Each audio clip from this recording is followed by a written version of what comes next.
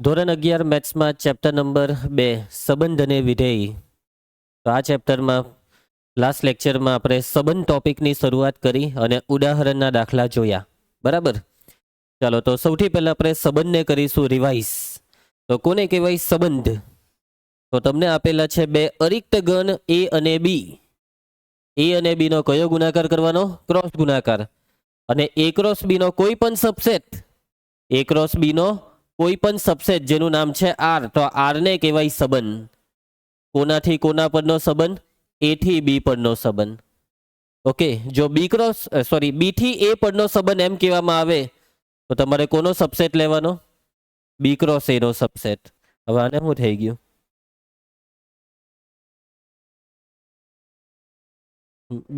બીમાર પડી ગયું, શરદી થઈ છે એને, એટલે ત્યાં છીક આવી ગઈ એટલે બધું આવું થઈ ગયું. ઓકે, વચ્ચે વચ્ચે છીક ખાશે થોડીક, તો ટેન્શનમાં નહીં આવી જતા. બી થી એ પરનો સંબંધ જો બોલવામાં આવે તો એનો મતલબ કે બી ક્રોસ એનો કોઈ પણ સબસેટ. ઓકે, ખ્યાલ આવે છે? સંબંધને રિલેશન કહેવાય એટલા માટે આર સિમ્બોલ વધારે વાપરવામાં આવે. હવે સંબંધ જે હોય છે, સંબંધ તે સંબંધમાં હોય શું છે? તો કે ભાઈ ક્રમયુક્ત જોડ હોય છે. શું હોય છે? ક્રમયુક્ત જોડ. ક્રમયુક્ત જોડ કેટલા ઘટકોથી બનતી હોય છે? બે ઘટક. હવે આ ક્રમયુક્ત જોડનો પહેલો ઘટક એ પહેલા ગણમાંથી આવે છે અને બીજો ઘટક બીજા ગણમાંથી આવે છે. બરાબર. એટલે કે લાસ્ટ ટાઈમ આપણે પી ક્રોસ ક્યુને છગડિયા કૌંસમાં લખેલું, તો શું લખેલું? ઓર્ડર પેર. ઓર્ડર પેરમાં શું? તો કે ભાઈ પી કોમા ક્યુ, જ્યાં પી ક્યાંથી આવે છે? કેપિટલ પી માંથી, ને ક્યુ ક્યાંથી આવે છે? કેપિટલ ક્યુ માંથી. યાદ આવે છે આ બધી વસ્તુ તમને? હવે આપણે આ જે ક્રમયુક્ત જોડ બધી લખેલી છે તે ક્રમયુક્ત જોડના પ્રથમ ઘટકથી જે ગણ બને તે ગણને કહેવાય કેપિટલ આર નો પ્રદેશ. અને દ્વિતીય ઘટકથી જે ગણ બને તેને કહેવાય વિસ્તાર. અને સહપ્રદેશ કોને કહેવાય? માની લેવો કે એ થી બી પરનો સંબંધ છે તો સહપ્રદેશ કહેવાય બી. બીને કહેવાય સહપ્રદેશ. સંબંધને દર્શાવવા માટેની બીજી એક રીત છે કઈ આકૃતિ? કિરણ આકૃતિ. કિરણ આકૃતિમાં તમારે એ અને બી ના ઘટકો લખી કાઢવાના અને પછી તીર છોડવાના. જેમની વચ્ચે સંબંધ હોય તેમની વચ્ચે તીરથી એ બંનેને જોડવાના. બરાબર છે. જે પહેલો ગણ છે તેના જેટલા ઘટકો તીર છોડે છે તેટલા ઘટકો પ્રદેશમાં જાય. બીજા ગણના જેટલા ઘટકોને તીર વાગે છે તેટલા ઘટકો વિસ્તારમાં જાય. યાદ છે આ બધી વસ્તુ?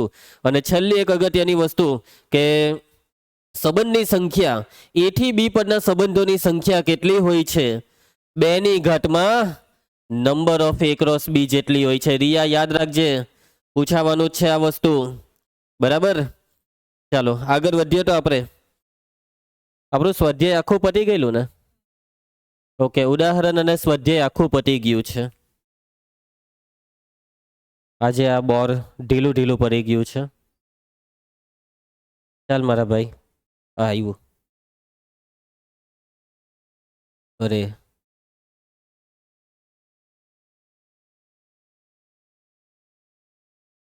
ઓકે, હવે આજે આપણો નવો ટોપિક ચાલુ થાય છે. ચાલી ભાઈ, પાણી લાગી ગયું આને. ઓકે, તો હવે આપણો નવો ટોપિક ચાલુ થાય છે આજે. એક મિનિટ, ઉદાહરણ જ કેમ બતાવે છે અહીંયા?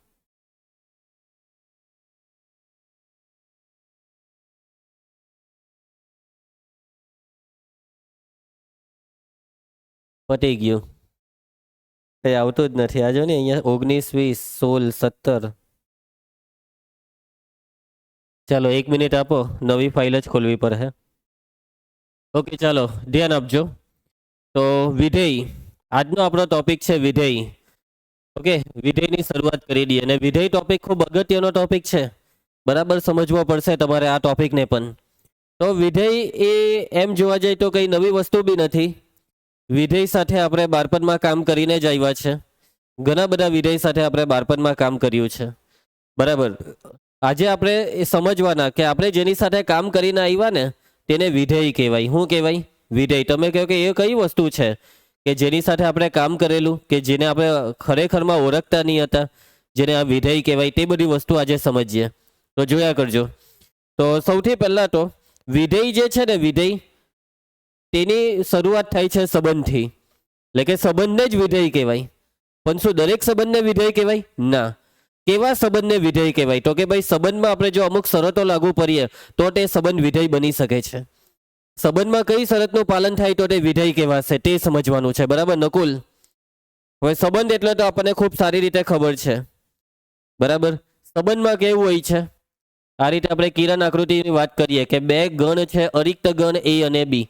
તો એના ઘટકો બીના ઘટકો પર તીર મારે ને એવી રીતના સંબંધ બને છે. બરાબર, હવે કોઈ બી ઘટક એ કોઈ હો ઘટક પર તીર મારી દે. અહીંયા લખેલું હોય 1 2 3.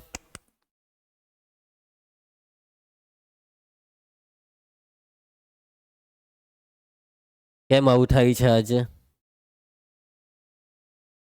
દવા જોઈતી છે અને દવા રિયા દવા છે કે? ચાલો, સંબંધમાં છે 1 2 3 4. અહીંયા છે A B C. હવે સંબંધમાં કેવું હોય છે કે આ એકને જેની સાથે જોડાવું હોય તે જોડાઈ શકે. એકને A સાથે જોડાવું છે, જોડાઈ શકે. B સાથે, C સાથે, 3 ને 3 હાથે, કોઈ 2 હાથે. 2 ને કોઈ બી 3 હાથે, કોઈ બી 2 હાથે. 3 ને 4 ને 4 ને ઈચ્છા છે કે મારે કોઈ હાથે નથી જોડાવું, કઈ વાંધો નથી. એટલે આ વસ્તુ છે સંબંધ. સંબંધમાં કેવું હોય કે ભાઈ આ કેપિટલ A ના કોઈ બી ઘટકે તીર જ નથી મારવું બી પર તો બી એ સંબંધ છે. એક બી તીર જ નહીં છોડવામાં આવ્યું તો એ સંબંધ ખાલી ગણ છે. બરાબર, આ જે ફી છે તે પણ પોતે એક સંબંધ જ છે. બરાબર, પરંતુ શું કોઈ પણ સંબંધને વિધેય કહેવાય? ના. તો કેવા સંબંધને વિધેય કહેવાય? તો શરતને સમજજે રિયા. તો વિધેયની શરત એટલી છે કે ભાઈ એવો સંબંધ કે જે સંબંધમાં જે પહેલો ગણ છે કેપિટલ A તેના બધા જ ઘટકો તીર છોડે, બધાએ તીર છોડવાના. આ છે શરત, બધાએ તીર છોડવાના. આમાં 3 એમ કહે કે મારે તીર નથી છોડવું તો આ વિધેય નહીં બને. કોને તીર છોડવાના? બધાએ જ. એકે હો તીર છોડવાનું, 2 બે તીર છોડવાનું, 3 ને 4 4 જણે તીર છોડવાના. અને બીજી શરત શું છે ખબર? એક જ તીર છોડવાનું. એકથી વધારે તીર નહીં છોડી શકે. એટલે કે આ એકે તીર છોડ્યું બી પર, ઓકે. 2 તીર છોડ્યું બી પર, ઓકે. 3 તીર છોડ્યું સી પર, ઓકે. હવે આ 4 તીર નહીં છોડ્યું તો ચાલે? નહીં ચાલે.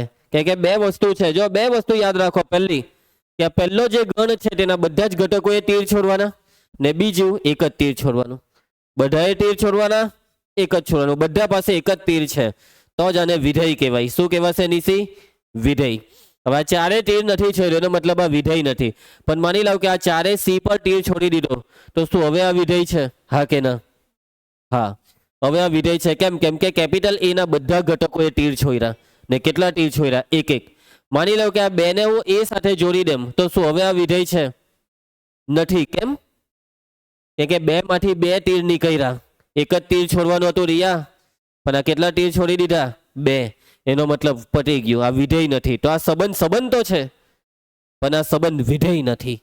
એટલે આ છે વિધેયની 2 શરત. કઈ 2 શરત છે રિયા?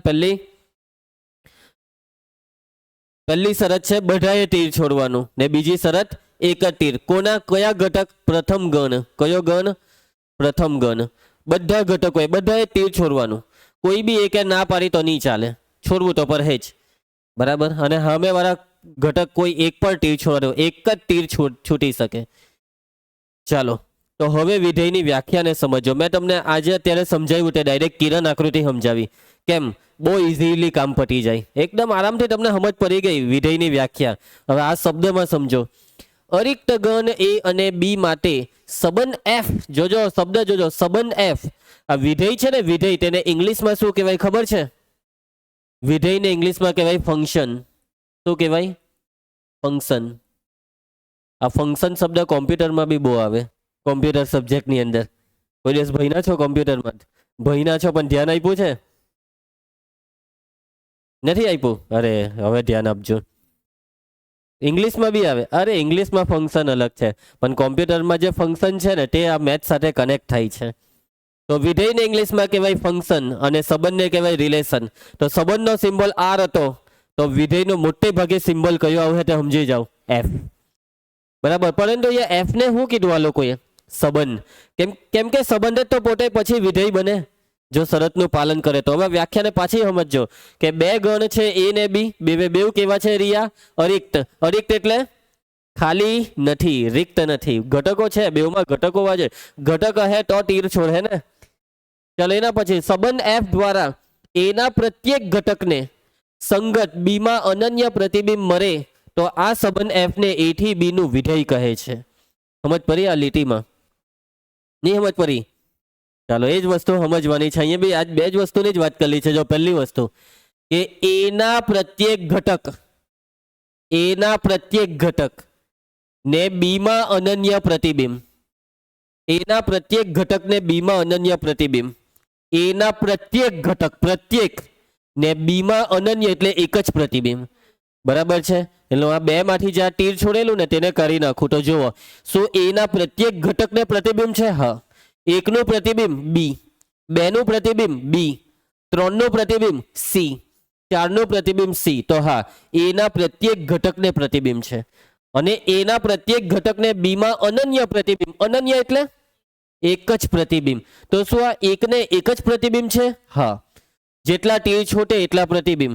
એકનું પ્રતિબિંબ એક જ છે બી. હવે એકમાંથી એ પર હો તીર છોડું તો એકના બે પ્રતિબિંબ, એકનું પહેલું પ્રતિબિંબ એ, એકનું બીજું પ્રતિબિંબ બી. બે પ્રતિબિંબ, વિધેયની વ્યાખ્યાનો ભંગ. અનન્ય હોવું જોઈએ, એક જ પ્રતિબિંબ. બે ને પણ એક જ પ્રતિબિંબ બી, ત્રણ ને પણ એક જ પ્રતિબિંબ સી, ચાર ને પણ એક જ પ્રતિબિંબ સી. સમજ પડી વાતમાં? હવે તમે એમ કહો કે સર આ એ જે છે તેને તીર નહીં લાગ્યું તો ભલે નહીં લાગ્યું. શરતમાં બે જ વસ્તુ આવે કે પહેલો જે ગણ છે તેના બધા ઘટકે તીર છોડવાના, એક જ છોડવાનું. એટલે વ્યાખ્યાના શબ્દ શું બન્યા કે એના પ્રત્યેક ઘટકને બી માં અનન્ય પ્રતિબિંબ મળે તો વિધેયને તો સંબંધ એફ ને વિધેય કહેવાય. કોનાથી કોના પરનું રિયા? એ થી બી પરનું. સમજ પડી વાતમાં? વ્યાખ્યા મગજમાં ઉતર હે કે આ વ્યાખ્યા શબ્દમાં બોલાવી જોઈએ. હે, હું પૂછીશ તમને. ઓકે, વ્યાખ્યા વસ્તુ એ કોઈ સામાન્ય વસ્તુ નથી. એ મગજમાં બેસાડવાની, યાદ રાખવાની. મેથ્સમાં કોઈ બી ટોપિક હોય વ્યાખ્યા યાદ રાખવાની. બરાબર રિયા? ચાલો, તો વ્યાખ્યા મગજમાં ઉતરી ગઈ. હજી એકવાર આપણે સમજી લઈએ કે બે ગણ આપેલા છે, એ અને બી. બેઉ કેવા છે નકુલ? અરિક્ત. હવે એ થી બી પર એક સંબંધ છે. સંબંધનું નામ આ વખતે શું છે? એફ. આ સંબંધમાં થવું શું જોઈએ? એના પ્રત્યેક ઘટકને બી માં અનન્ય પ્રતિબિંબ મળે તો સંબંધ એફ ને એ થી બી નું વિધેય કહેવાય. ક્લિયર? કોઈ તકલીફ? સમજ પડી ગઈ? હવે હું તમને વિધેયના ઉદાહરણ આપું. તમે લગભગ 7મા કે 8મા, 7મું ધોરણ જ, 7મા ધોરણથી તે 10મા ધોરણ સુધી એક વસ્તુ ભણો છો. કઈ વસ્તુ ખબર તેજલ? બહુપદી. શું બહુપદી વિધેય છે? હા, જે બહુપદી સાથે તમે બાળપણમાં કામ કર્યું, ખાધું પીધું, નાઈચા કુઈડા, પાર્ટી કરી, પેક માર્યા, એ બહુપદી. બોલો, એ બહુપદી વિશે તમને આજે ખબર પડી કે એ બહુપદી તો વિધેય હતી. એને આજે તમને ખબર પડે એનો અસલી ચહેરો કે અરે એ બહુપદી તું વિધેય નહીં કરી. હા, બરાબર રિયા? આવી રીતના તારો બી અસલી ચહેરો છે કે કોઈ? ઓકે, બહુપદી વિધેય. કેમ બહુપદી વિધેય છે? કેમ કે આપણે કોઈ બહુપદી લખીએ પી ઓફ એક્સ બરાબર એક્સ વત્તા 2. આ બહુપદી મેં લખી તો બહુપદીમાં જોવો મેં આ એક્સની જગ્યાએ અહીંયા 5 મૂકું તો મને જવાબમાં 5 વત્તા 2 એટલે કેટલા મળ્યા? 7. એટલે એનો મતલબ કે 5નું પ્રતિબિંબ 7. સમજ પડી? અહીંયા હું 10 મૂકી દેમ તો 10 વત્તા 2 12 એટલે 10નું પ્રતિબિંબ 12. તો મેં બહુપદીમાં 10 મૂક્યું તો મને 12 મળ્યું. શું મને 12 સિવાય કંઈ બીજું મળી શકે? 10 મૂકવાથી જ 10 મૂકવાથી 12 મળ્યું તો 12 જ મળ્યું. એટલે કે 10 એ 12 પર જ તીર માર્યું. 10 એ 2 તીર નથી મારતો. અને શું મેં એક્સની જગ્યાએ કંઈ પણ મૂકું મને જવાબ મળે કે કંઈ પણ મૂકું? કંઈ પણ. હા, તમે -2 મૂકો તો બી જવાબ મળે. 1/5 મૂકો એટલે કે પ્રત્યેક ઘટકને પ્રતિબિંબ છે અને પ્રત્યેક ઘટકને અનન્ય પ્રતિબિંબ છે. એટલા માટે બહુપદી એ વિધેય છે. એવી રીતના ગયા વર્ષે એક વસ્તુ સાથે તમારી મુલાકાત થયેલી. બોલો કઈ ખબર? મેથ્સમાં ત્રિકોણમિતિ. જે ત્રિકોણમિતિના સૂત્ર તમે એકદમ પાક્કા મોરે કર્યા છે. Sine theta, cos theta, ten theta, આ જેટલા બી ત્રિકોણમિતિય ગુણોત્તર છે તે શું છે ખબર? વિધેય છે. બરાબર? સાઇન થીટા એ કેમ વિધેય છે? કેમ કે આમાં થીટાની કિંમત જો આપણે 30 ડિગ્રી મૂકીએ તેનો જવાબ કેટલો આવે? 1/2. એટલે કે 30 મૂકવાથી 1/2 જવાબ આવ્યો. અને આ કામ વિધેયનું હોય છે. વિધેય એક પ્રોસેસ કરવાનું કામ કરે કે વિધેયમાં તમે કંઈ નાખ્યું એટલે તમને પ્રોસેસ થઈને કંઈ મળી ગયું. અને મળે તો ફાઇનલ એક જ વસ્તુ મળે. વિધેય એવું નહીં ડબલ ઢોલકી નહીં હોય કે નહીં આ નહીં પેલું નહીં પેલું એવું નહીં. આ જ sin 30 1/2 વાત પૂરી એમ, એને કહેવાય વિધેય. ફંક્શન એનું એક જ કામ હોય કે તમે એને એમાં કંઈ નાખ્યું તો એને તમને જવાબ આપી દીધો. Input output. આ થીટાને ઇનપુટ કહેવાય ને જે જવાબ આવ્યો તેને આઉટપુટ. સમજ પડશે? ક્લિયર? અને આઉટપુટ યુનિક હોય, અનન્ય. યુનિક એટલે અનન્ય, એક જ હોય. ચાલો, તો આ બધી વસ્તુ વિધેય છે અને તમે બહુ બધા વિધેય સાથે કામ કર્યું છે તમારા બાળપણમાં, બરાબર? ચલો બીજા શબ્દમાં કહીએ. હવે નવા શબ્દમાં વાત આવતી છે રિયા. હવે બીજો શબ્દ શું છે કે જેનો પ્રદેશ અરિક્ત ગણ એ હોય અને જે સંબંધની કોઈ પણ બે ભિન્ન ક્રમયુક્ત જોડના પ્રથમ ઘટક સમાન ન હોય તેવા અરિક્ત ગણ એ થી અરિક્ત ગણ બી ના સંબંધને વિધેય કહેવાય. આ વિધેયની બીજા શબ્દમાં વ્યાખ્યા છે. સમજ પડી આ વ્યાખ્યામાં? નથી પડી, કઈ નહીં, હું તમને સમજાવું. મારા શબ્દ એવી રીતના નીકળશે કે તમને આરામથી સમજ પડી જશે. નિશી સાંભળજે તું. પાછી વાત આવી તો સંબંધની, કેમ કે સંબંધ જ વિધેય બને. હવે સંબંધનો પ્રદેશ શું હોવો જોઈએ? આ લોકો શું કહે છે? સંબંધનો પ્રદેશ શું હોવો જોઈએ? એ. એટલે પ્રદેશ ક્યારે એ થાય? જ્યારે એના બધા ઘટક તીર છોડે ત્યારે પ્રદેશ એ થાય. સાચી વાત? પ્રદેશ એ નો મતલબ, પ્રદેશનો મતલબ જેને તીર છોડ્યું તેટલા ઘટકોનો ગણ. હવે પ્રદેશ એ ક્યારે થાય? આખો એના બધા તીર છોડવાના. એનો મતલબ કે બધા જ ઘટકને પ્રતિબિંબ છે. હવે આગળ વાંચો. પ્રદેશ હોવો જોઈએ કેપિટલ એ અને જે સંબંધની કોઈ પણ બે ભિન્ન ક્રમયુક્ત જોડના પ્રથમ ઘટક સમાન ન હોય. પ્રથમ ઘટક સમાન નહીં હોવો જોઈએ. બીજું વાક્ય આ છે. અમે એક સંબંધ લખું છું આર, એમાં 1 2 લેમ, પછી 2 2 5 3 8 2 4 5 10. તો આ મેં સંબંધ જે લખ્યો, શું આ સંબંધ વિધેય કહેવાશે? નહીં કહેવાય. કેમ? કેમ કે જો બે 5 પર તીર માર્યું ને 2 4 પર બી તીર માર્યું, એટલે 2 5 સાથે બી જોડાય છે, 2 4 સાથે બી જોડાય છે. એટલે આ વ્યાખ્યા તમને એવું કહેવા માંગે છે કે ક્રમયુક્ત જોડના પ્રથમ ઘટકનું પુનરાવર્તન નહીં થવું જોઈએ. આ 2 એકવાર આવી ગયો એટલે પાછો અહીંયા સ્ટાર્ટિંગમાં 2 નહીં જ આવવો જોઈએ. કેમ કે ક્રમયુક્ત જોડના પ્રથમ ઘટકનું જો પુનરાવર્તન થયું તેનો મતલબ કે એના પ્રતિબિંબ વધી ગયા. અને જો પ્રત્યેક ઘટક ક્રમયુક્ત જોડનો પ્રથમ ઘટક એક જ વાર આવે, સમાન ન હોય, તો તેવા અરિક્ત ગણ એ થી અરિક્ત ગણ બી નો સંબંધ એટલે વિધેય. સમજ પડી જશે? એકદમ સિમ્પલ, આવડી જશે. ચાલો, એફ એ થી બી નું વિધેય હોય અને order pair a, b belongs to f હોય તો એફ ઓફ એ બરાબર બી આવું લખાય. સમજો આ શું કહેવા માંગે છે. અત્યારે આ સંબંધ વિધેય નથી કેમ કે આમાં 2 5 ને 2 4 છે. માની લો 2 4 ને કરી નાખ્યું. હવે મેં આને નામ આપી દીધું. હું નામ આપી દીધું? વિધેય એફ. હવે વિધેય એફ ની અંદર કોણ છે? પહેલું કોણ છે? 1 2. શું 1 2 એફ માં છે? હા. તો એનો મતલબ કે આ વસ્તુને આવું નથી લખવાના આપણે.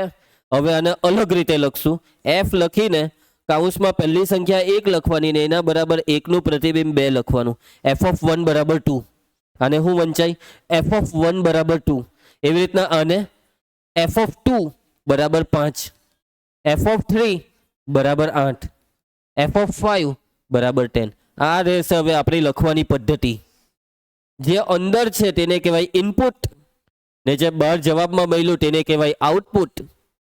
બરાબર છે? જે અંદર છે તેનો બીજો શબ્દ છે પૂર્વ પ્રતિબિંબ ને જે બહાર છે તેનો શબ્દ છે પ્રતિબિંબ. Input output. 1 નું પ્રતિબિંબ 2, 2 નું પૂર્વ પ્રતિબિંબ 1, 1 નું આઉટપુટ 2, 2 નું ઇનપુટ 1. બરાબર નિશી? ચાલો, હવે આપણે આજે લખેલું છે એફ ઓફ એ બરાબર બી. તેમાં બી શું છે? બી છે એફ દ્વારા મળતું એ નું પ્રતિબિંબ. બી છે એ નું પ્રતિબિંબ અને એ શું છે? એ છે બી નું પૂર્વ પ્રતિબિંબ. વાત મગજમાં ઉતરે? ચલો, એના પછી જો એફ એ થી બી નું વિધેય હોય તો તેને સંકેતમાં શું લખાય? એફ પછી 2 ટપકા પાડીને એ લખવાનો, તીર પાડીને બી. ને વાંચવાનું શું ખબર દક્ષાને? F from A to B. F from A to B. F A X થી વાય પરનું વિધેય f from X to Y. G A P થી ક્યુ પરનું વિધેય જી ફ્રોમ પી ટુ ક્યુ. બરાબર? એચ એ બી થી એ પરનું વિધેય એચ ફ્રોમ બી ટુ એ. હવે આ બધા નવા સંકેત છે વિધેય માટેના. આ સંકેત બધા યાદ રાખજો. અહીંયા f from X to Y નો મતલબ કે f A X cross Y નો સબસેટ જ છે તો સબસેટ જ.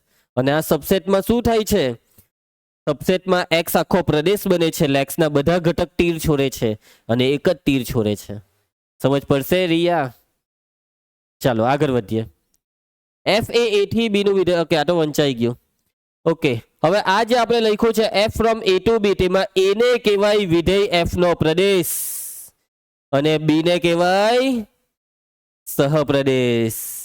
એ ને પ્રદેશ કહેવાય ને બી ને કહેવાય સહપ્રદેશ. ઘણા બાળકો આ ભૂલ બહુ કરે. હે, એમ જ સમજી જાય આ પ્રદેશ ના વિસ્તાર. ના ભાઈ ના, બી ને સહપ્રદેશ કહેવાય કે વિધેય કોના પર છે?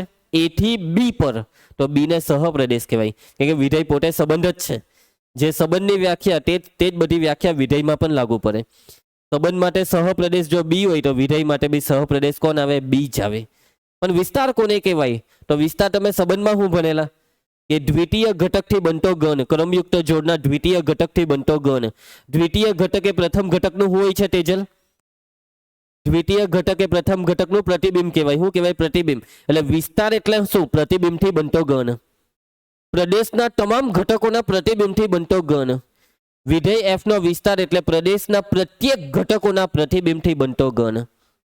પ્રત્યેક ઘટકનું પ્રતિબિંબ. દક્ષ, પ્રત્યેક ઘટક પ્રદેશનો એક ઘટકને વિધેયમાં નાખ. તું એ વિધેયમાં નાખ્યો, તને આઉટપુટ જવાબમાં પ્રતિબિંબમાં કંઈક ને કંઈક મળે. એક જ વસ્તુ જવાબમાં મળે, અનન્ય જવાબ મળે જ. અને તમામ જવાબોથી બનતો ગણ એટલે કે વિસ્તાર. અને વિસ્તાર એ હંમેશા સહપ્રદેશનો ટુકડો હોય છે, સબસેટ હોય છે. શું હોય છે રિયો? સબસેટ હોય છે. બરાબર છે? રિયો કે રિયા? સારું, રિયો રાખીએ. રિયો નામ મસ્ત લાગે તારા પર. ચલો, અને છેલ્લી વસ્તુ યાદ રાખો. રિયા, તારે યાદ રાખવું પડે. સોરી રિયો, જો કોઈ વિધેયનો પ્રદેશ કેપિટલ આર કે આર નો કોઈ ઉપગણ હોય તો તે વિધેયને વાસ્તવિક કિંમતોનું વિધેય કહેવાય. અને જો તેનો વિસ્તાર પણ કેપિટલ આર કે આર નો કોઈ ઉપગણ હોય તો તેને વાસ્તવિક વિધેય કહેવાય. આ શું કહેવા માંગે છે? તો કે ભાઈ બે વસ્તુ છે કે પ્રદેશ શું હોય? પ્રદેશ આર અથવા આર નો કોઈ ઉપગણ, મતલબમાં પ્રદેશમાં જે બી હોય તે વાસ્તવિક જ હોવું જોઈએ. પ્રદેશનો મતલબ ઇનપુટ, અને ઇનપુટ જો વાસ્તવિક હોય તો એનો મતલબ કે તમે વિધેયમાં વાસ્તવિક કિંમતો મૂકો છો. કેવી કિંમતો? વાસ્તવિક કિંમતોને નાખો છો. અને વાસ્તવિક કિંમતો નાખીએ તો એને કહેવાય વાસ્તવિક કિંમતોનું વિધેય. બરાબર છે? અને જો તેનો વિસ્તાર પણ કેપિટલ આર અથવા આર નો કોઈ ઉપગણ હોય તો તેને વાસ્તવિક વિધેય. વિસ્તારનો મતલબ હું? પ્રતિબિંબ. પ્રતિબિંબ બી જો તમને વાસ્તવિક મળે, પ્રતિબિંબમાં જો તમને આર મળ્યો કે આર નો કોઈ ટુકડો મળ્યો, એનો મતલબ કે વિધેય વાસ્તવિક છે. કેમ વિધેયને વાસ્તવિક વિધેય કહેવાય? કેમ કે ભાઈ જવાબમાં વાસ્તવિક આપે છે, એટલે સવાલ વાસ્તવિક એટલે વાસ્તવિક કિંમતોનું વિધેય, જવાબ વાસ્તવિક એટલે વાસ્તવિક વિધેય. સમજ પડી ગઈ વાતમાં? એકદમ ઈઝી. વિધેયમાં કોઈને કઈ ડાઉટ? ઓકે, હવે આવતીકાલે આપણે વિધેયોના પ્રકાર શીખવાના છે. કેટલાક અગત્યના પ્રકાર. આજે ચાલુ કરીશ તો મજા નહીં આવશે, કાલે ચાલુ કરીએ. આજે રિયોને બહુ ઊંઘ આવતી છે. રિયો, તું કેટલી દવા પીને આવ્યો? આખી બોટલ પી ગઈ? ભાઈ એટલે આખી બોટલ થોડી પીવાય. કેટલી બોટલ? અડધી જ પીવાની ને. પેરાસિટામોલની બોટલ દીકરી પ્રવાહી. હે,